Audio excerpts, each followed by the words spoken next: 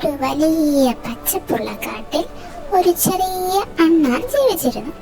അവന്റെ പേര് ചിണ്ടു.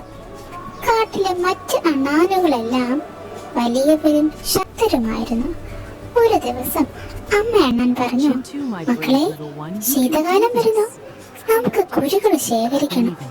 എല്ലാ അണ്ണാനുകളും വേഗത്തിൽ ഓടിയും ചാടിയും കുരുകൾ ശേഖരിക്കാൻ തുടങ്ങി. പക്ഷെ ചിണ്ടു ചെറിയവനായിരുന്നു. അവനൊരു വലിയ കുരു എടുത്തു കൊണ്ടുപോകാൻ ശ്രമിച്ചു. അയ്യോ, കുരു കയ്യിൽ നിന്ന് വീണു. മറ്റ് അണ്ണാനുകൾ ചിരിച്ചു. ചിണ്ടു, നീ വളരെ ചെറുതാണ്, നിനക്ക് ഇതൊന്നും കഴിയില്ല.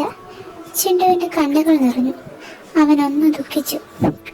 പക്ഷേ ഉടൻ തന്നെ അവൻ മനസ്സിൽ പറഞ്ഞു, ഞാൻ ചെറുതാകാം, പക്ഷെ ഞാൻ കൈവിടില്ല.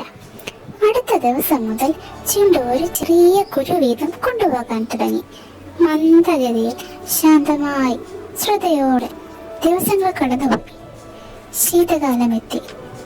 അപ്പോൾ ഒരു വലിയ കാറ്റ്, കൊടുങ്കാറ്റ് കാറ്റിൽ വീശി.